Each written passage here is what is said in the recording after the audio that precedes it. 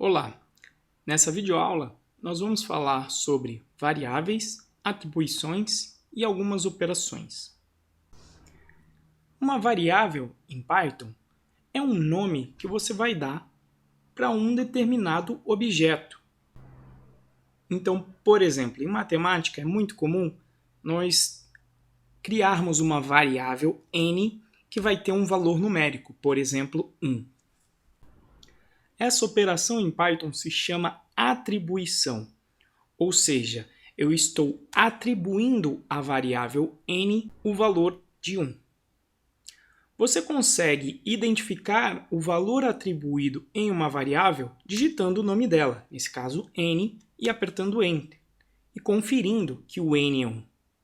Inclusive, você pode, como nós já fizemos nas aulas anteriores, perguntar o tipo daquele valor que está atribuído àquela variável, no caso o n, um inteiro.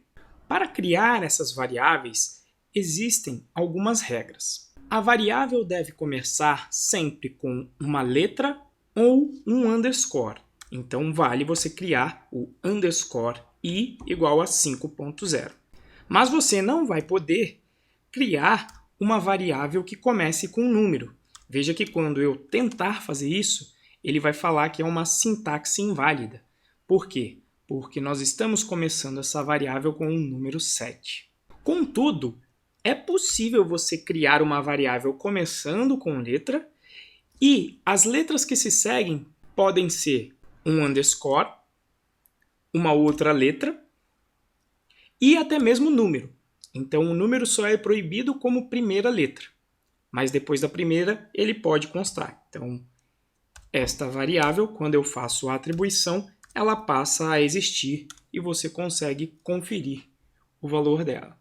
Quando você tenta acessar uma variável que não existe, que ainda não foi definida, você recebe um erro no console. Observe o erro, que é do tipo name error, e o Python coloca a informação dizendo por que o nome x não está definido. Python é uma linguagem dinâmica, o que significa que as suas variáveis não possuem tipo. Então, veja que o n está recebendo um tipo inteiro. Nesse momento, nós podemos conferir novamente esse tipo. Em linguagens estáticas, uma vez que você definiu que a variável é do tipo inteiro, você não consegue atribuir a ela valores diferentes de outros tipos.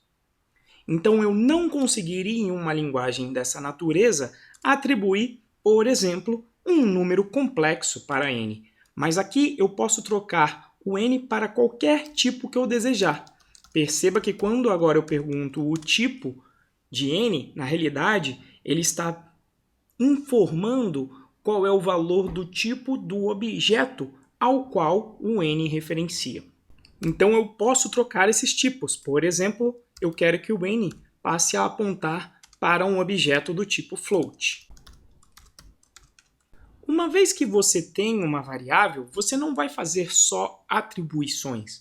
Você vai poder utilizar aquela variável dentro de expressões. Então, por exemplo, se eu quiser somar 1 a essa variável e verificar qual que é o resultado, eu posso utilizar nessa expressão.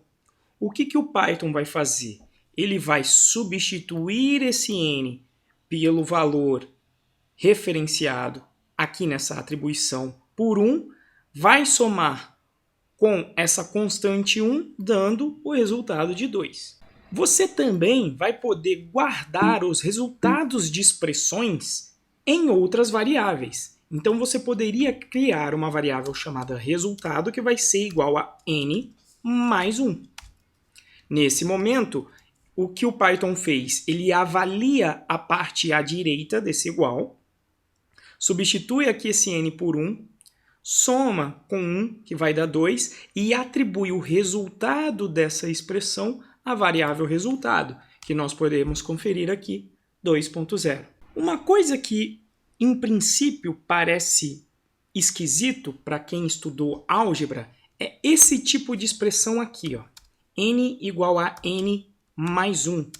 Lá na álgebra, isso não faria sentido, porque um n se cancelaria com outro e nós teríamos a expressão 0 igual a 1.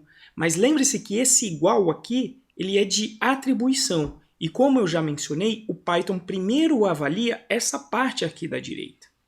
Então, o que ele vai fazer? Ele vai somar 1 com 1, que vai dar 2, e o resultado dessa expressão ele vai atribuir a n. Isso significa que o novo valor que n referencia é esse 2.